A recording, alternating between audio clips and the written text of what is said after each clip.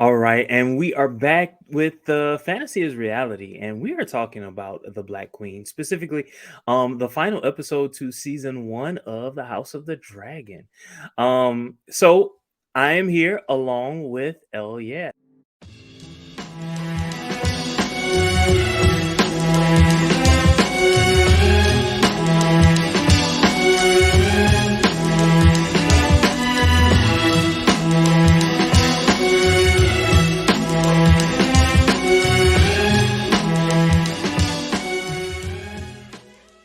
Elliot, talk to us.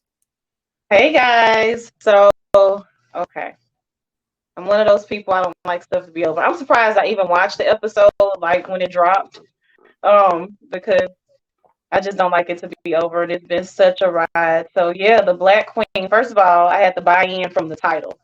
I'm like, oh my goodness, like the Black Queen, like that's me. Like, what's about to go down in this episode? Yeah, it was definitely nothing to smile about. I'll say that. As far as great television, yes, but so much has transpired in this particular episode. We open with Rhaenyra losing her father. She finds out because, at least in this episode, from her cousin Ray niece, she comes in and tells her like, "Hey, your father has passed." So we have that going on, and they paint this picture of her like immediately having these labor pains right after her finding out her father is dead. So first of all, anybody who's ever been in labor, that is the most excruciating pain known to woman. So you're dealing with this emotional trauma, and now you're like going into active labor right after that. So she's dealing with the death of her father. She's in labor, and now she stands to inherit the throne, but has received news that her little brother has been named has been named and crowned king in front of the entire realm. Um, so now she has to deal with that. So in this episode, and I mean, this is like right out the gate, Rhaenyra is hit with a whole bunch of heavy stuff. You know, Mhm, right in the beginning. mhm. I'm gonna pause and give you a chance to speak before I continue to ramble on about some other things that have taken place. What you got? Well, I think the only thing that I really want to talk about, I'm on this Rainice kick. Did I say it right? Rainice kick. So she comes in and she immediately she wants to talk to Rhaenyra and to Daemon to basically inform them, let them know what's happening, and then on top of that to explain to them, um, what yeah, just what's happening. Number one, her father died, and then number two, Aegon has been crowned. And then of course, they inquire more about, how did she find out? And she then says that, basically she was held captive in her own room. And then at a certain point, Damon gets mad and he was just like, you could have killed him and you didn't. That wasn't my fight though. No, it wasn't. It wasn't. It Right. wasn't. It wasn't. And she basically said either way it went down, there would have been some type of war, right? But it wouldn't have started because of me, right? It's just not. Nah. I'm trying to, and what I get in that moment is that women are far less likely to want to go to war, whereas the men, just think about the council. It was the council that wanted to do all of this shenanigery. I don't even know that's a word. It's Um, perfect. I use it myself. um, it was the council who wanted to basically crown Aegon, which would have, that would have started, some issues. Um, and then of course, Damon now wants war. He wants blood, and after she says, "Nah, war may well start, but it's not gonna be by me." And he was like, basically, he was like, "Indeed, this is gonna happen. This is gonna Touche. happen." Touche. So even so that brings us into another thing that Rhaenyra has to deal with. Her and Right. Daemon are not on the same page at all. Mhm. So this is your husband, Mhm. and he is out for blood. He is convinced that they have killed his brother.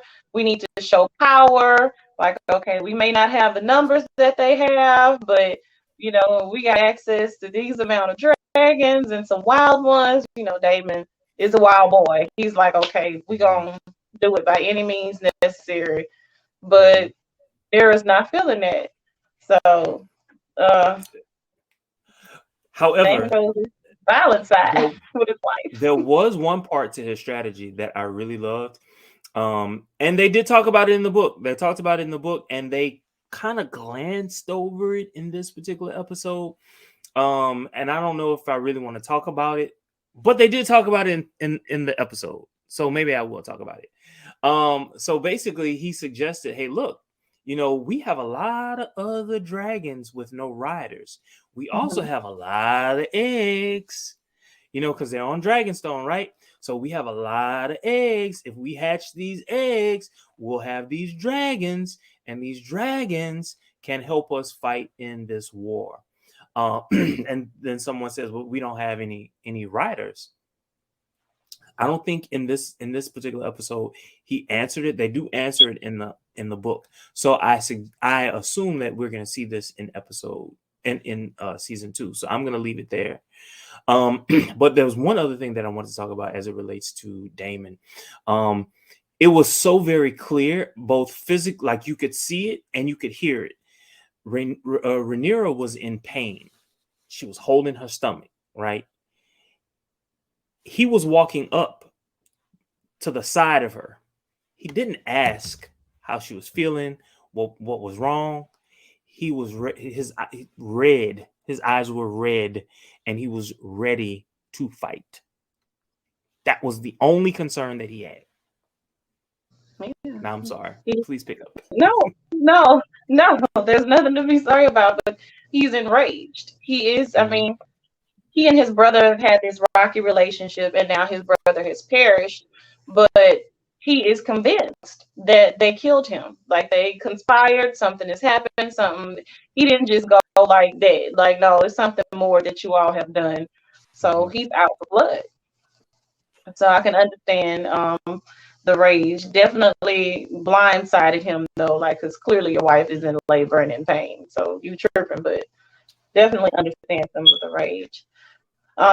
So yeah, Rhaenyra is faced with having to command this room now that they have really accepted her on Dragonstone as queen since her father Mhm. has passed. In contrast to at King's Landing, where they've accepted her brother Aegon. Basically, the people were kind of forced into this, as we saw in that scene in the Mhm. last episode. But at any rate, um, she's trying to do all of this. Meanwhile, she is about to give birth. Mm. So that scene was so graphic, and at the same time, it was like, wow. Like I've always seen Rhaenyra as like really tough, but the fact that she wouldn't even let the midwives help her, like I think she knew that she was about to have a stillbirth or a miscarriage, um, but she refused to let them help her. She basically delivers the baby herself, um, and that's that. So again, she's already lost her father. She's in this new role now. She's she's lost the baby. Mhm. So all of this is happening in the midst of Mhm. her becoming queen.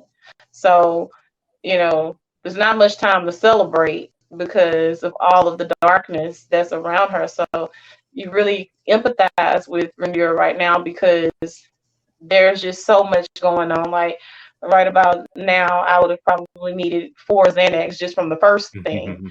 And she is just like going through Mhm. like literally some insurmountable pain at this point, both emotional and physical. Mhm. So yeah, I'm No, no, no. sorry, go I ahead. thought you were done. I thought you were done. Am I ever done? I don't know. Go ahead. No, I was just gonna say that there's also another reality to consider.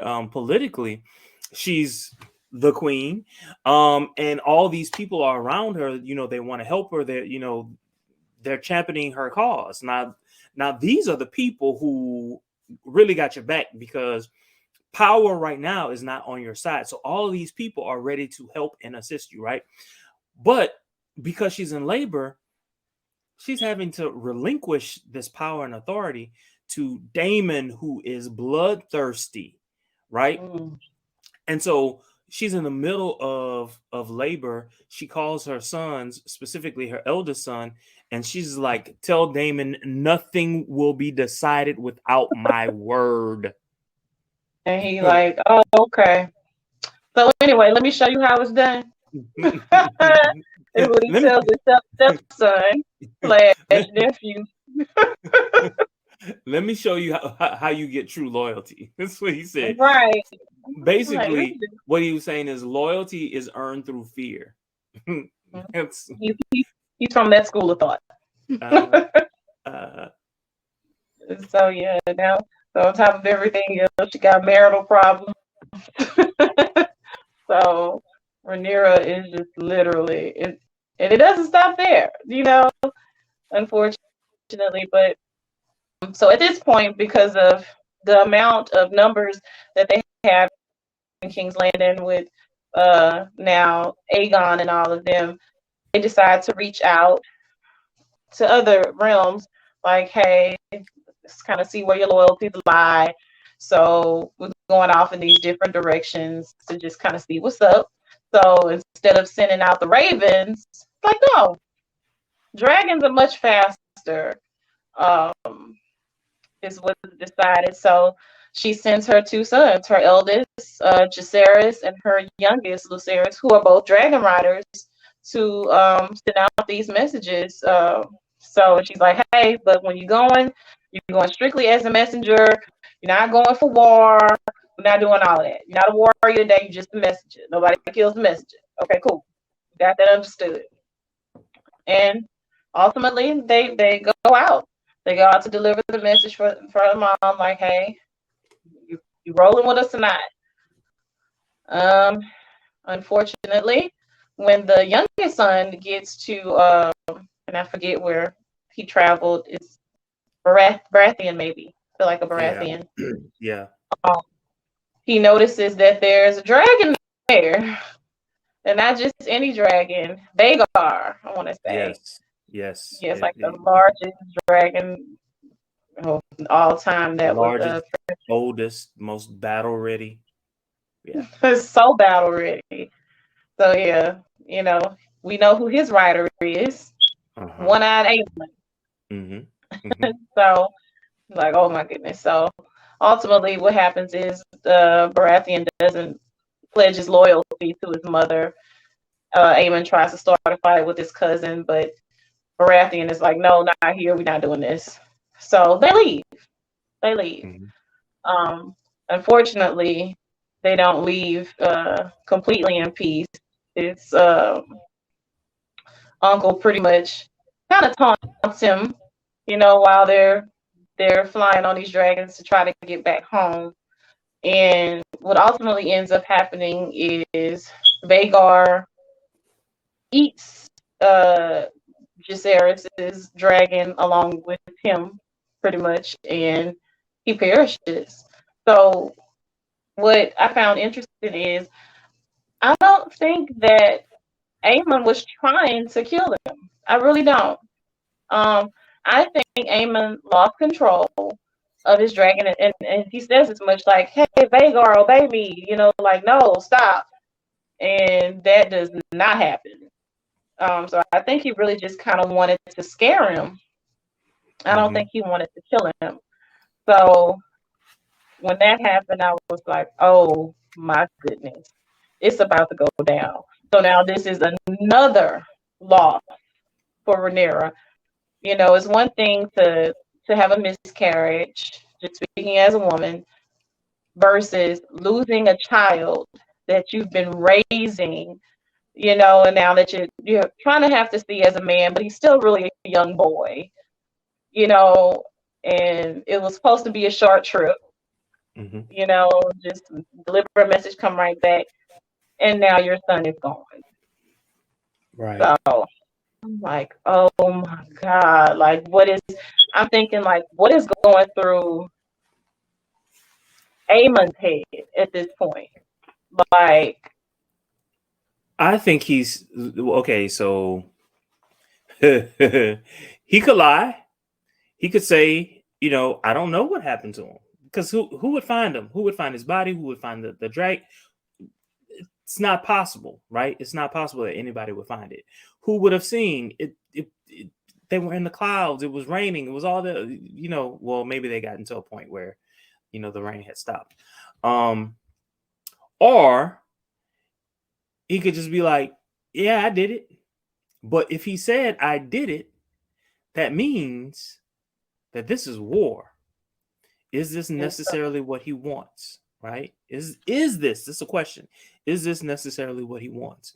Now, from the perspective of Rhaenyra and definitely Daemon, by the time that they find out, because they're gonna find out that both Aemon and did you say Luceris or Jacaerys? One of them.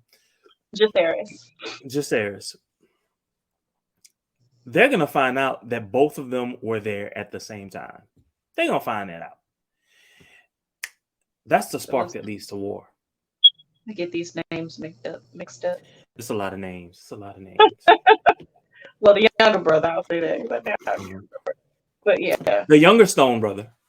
No. It was so funny. What do you call him? Lord Stone? Yeah. Lord Stone. Like, and he responded. He walked up like, he knows that's his daddy. He knows that's his daddy. Like, my mama a wild girl, but whatever. But I liked his heart. He was scary. But he had heart. Because when Aemon first taunted him, first thing he did was he grabbed his sword. Like, I'm ready for you. I'm gonna fight. I might die, but I'm gonna fight. Baratheon, like, not here. And the boy came as a messenger, like, no, we're not getting wrapped up in none of that. But to me, in my mind, what I would assume is, number one, Lord Baratheon doesn't want to feel the heat of either side. Like whoever dies, he would feel the heat, But another part of me is just like, I'm thinking that there's a part of him that really sides with Rhaenyra. Mm-hmm. You know what I'm saying? But he just wants to know what he's going to get in return. Yeah. He kind of aggravated me, though. I was just like, you ain't got to be rude to that baby, is what I'm thinking. like, you really going to sit up on the throne and ask him if he going to wed one of your daughters? And then the baby was like, I'm betrothed. Like, I got somebody. No, I can't do it, fam.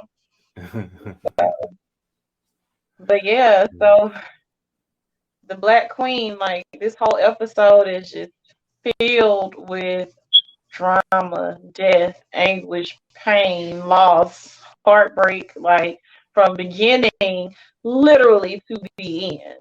Yeah. But it is the stuff of legend, right? This is what a story is all about, right? The ups, the downs, the twists, the turns.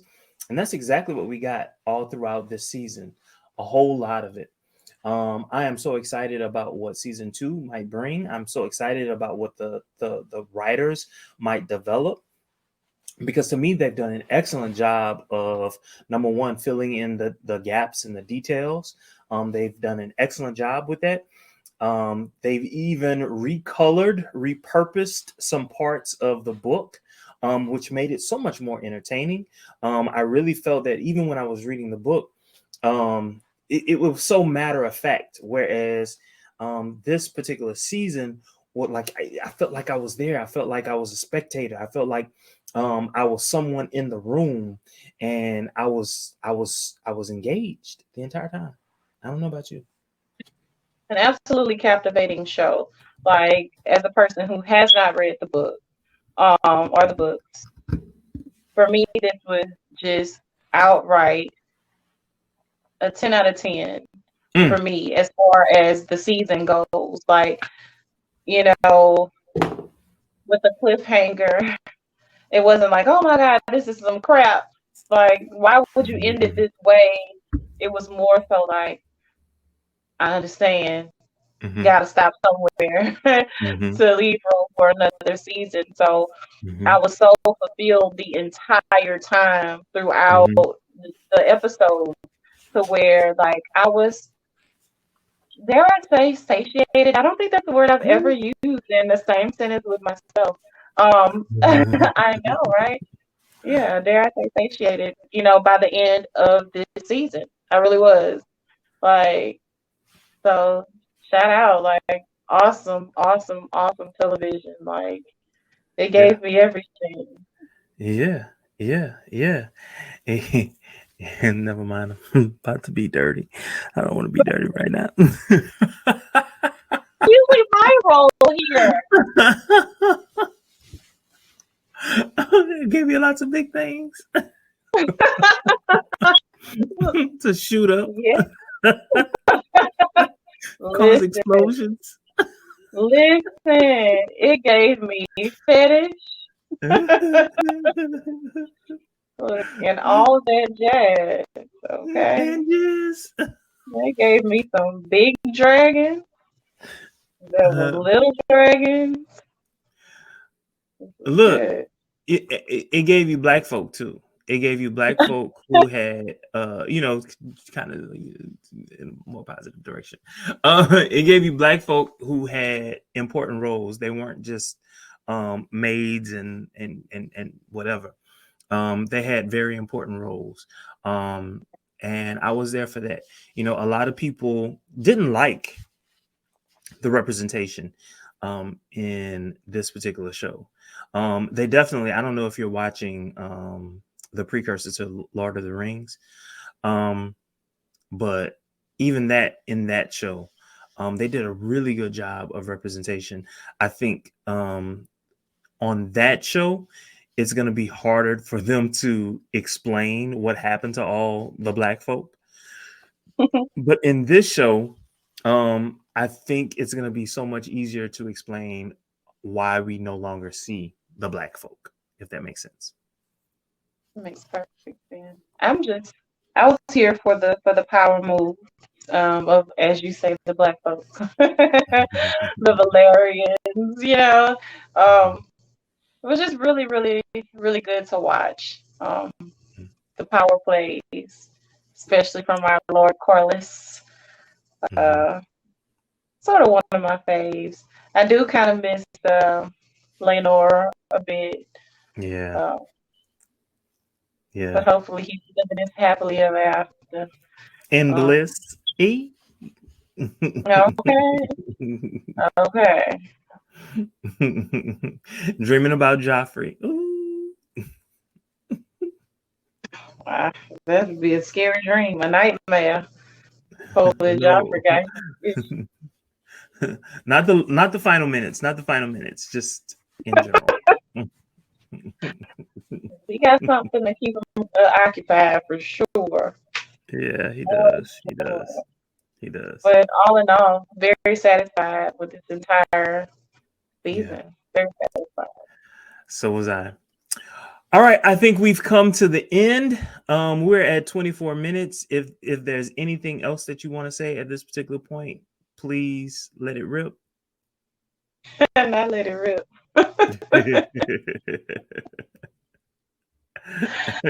I'm just I'm just looking forward to season 2. All right, all right, all right, all right. So thank you also very much for going down this road with us. Look forward to seeing you all next year as we talk more House of the Dragons. But stay tuned. I'm certain that we've got something else coming up for you. I know definitely I have in store interview with a vampire as we explore the as we explore the immortal universe. I'm so excited for it.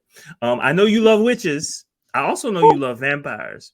I Yes. love both. I love anything fantasy, and of course that's fantasy. And you know it's ooh, so titillating. I love you using that word. or as Lestat says, I have all of the appendages.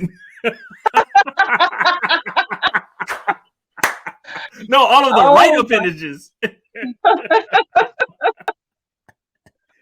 oh, All oh, right. I'm here. I cannot wait, guys. The just and I know that we're closing with the House of the Dragons, but I am really hoping I get invited for interview with the vampire because I am here for the Lestat quotes. Okay, No, they are so delicious. Like, oh my goodness. Like, no yeah. doubt. No doubt, no doubt, no doubt, no doubt, no doubt. I do have a friend of mine who says he wants to join us, but you know, look. When do you want to start that? When do you? Oh, we can talk about this later. We can talk about this later, y'all. Thank y'all. I don't know if you all stayed to watch the last 5 minutes of this, but see you all